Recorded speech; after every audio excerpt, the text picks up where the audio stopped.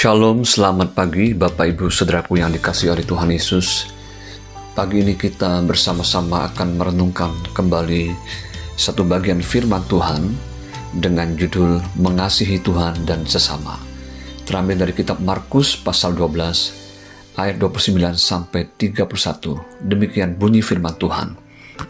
Jawab Yesus, hukum yang terutama ialah, dengarlah hai orang Israel, Tuhan Allah kita, Tuhan itu Esa. Kasihilah Tuhan Allahmu dengan segenap hatimu, dan dengan segenap jiwamu, dan dengan segenap akal budimu, dan dengan segenap kekuatanmu. Dan hukum yang kedua ialah, kasihilah sesama manusia seperti dirimu sendiri. Tidak ada hukum lain yang lebih utama daripada kedua hukum ini. Saudara, perkataan Yesus di dalam Markus 12 ayat 29 sampai 31 ini dikenal dengan Great Commandments, hukum atau perintah agung yang merupakan ringkasan dari 10 hukum atau perintah Tuhan. Di dalam hukum ke-1 sampai ke-4 bicara tentang hubungan kita dengan Tuhan, dan di dalam hukum ke-5 sampai ke-10 menyangkut hubungan kita dengan sesama. Bagian pertama, mengasihi Tuhan. Mengasihi Tuhan adalah mata air dari kehidupan dan pelayanan Kristen.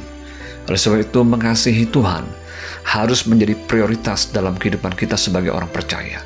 Jangan sampai kita dicela oleh Tuhan ketika kehidupan kita seperti jemaat yang ada di Efesus yang telah meninggalkan kasih mula-mula mereka terhadap Tuhan. Wahyu 2 ayat 3-4. Bila kita tidak sungguh-sungguh mengasihi Tuhan yang telah lebih dahulu mengasihi kita, maka fokus hidup kita telah bergeser dari kehendak dan perintah Tuhan. Kita akan terjebak dalam spirit yang terikat dan mengasihi dunia serta keinginannya. Jikalau orang mengasihi dunia, maka kasih akan Bapa tidak ada dalam orang itu. 1 Yohanes 2 ayat 15. Dan saat kita kompromi dan bersahabat dengan dunia dengan hidup mengikuti cara hidup dunia, maka kita sedang menjadi musuhnya Allah. Yakobus 4 ayat 4. Saat kita mengasihi Tuhan dengan segenap hati, jiwa, akal budi, dan kekuatan, maka kita mau berdekat dengannya, taat dan siap untuk menyenangkan hatinya. Relasi kita dengan Tuhan akan terjalin dengan baik, dan sesungguhnya itulah hati Bapa yang mau bersekutu dengan kita anak-anaknya.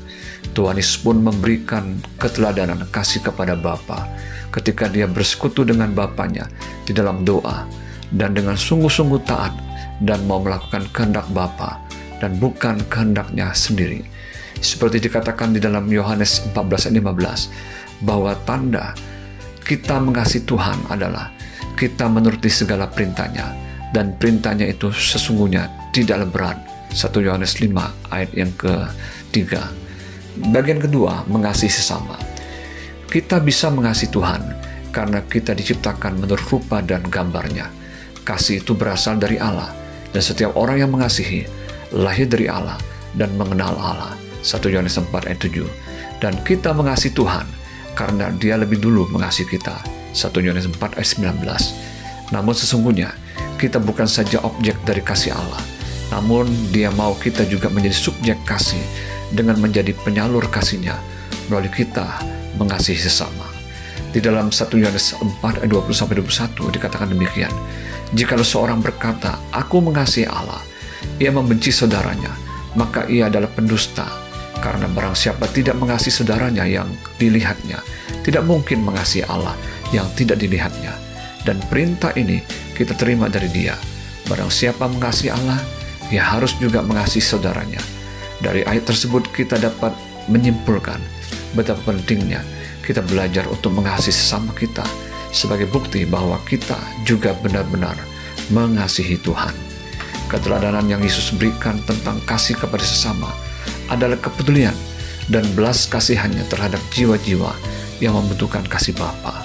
Tuhan Yesus mendedikasikan hidupnya untuk keselamatan jiwa-jiwa. Dia mengampuni orang-orang yang telah menyalibkan dia. Dia bahkan rela mati di kayu salib untuk menebus manusia dari kebinasaan. Dan selama dia di bumi, dia berjalan keliling sambil berbuat baik.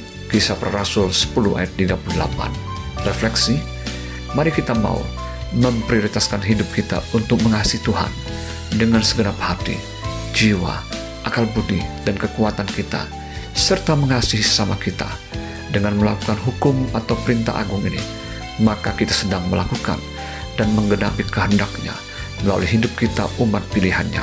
Selamat pagi, selamat beraktivitas, Tuhan Yesus memberkati.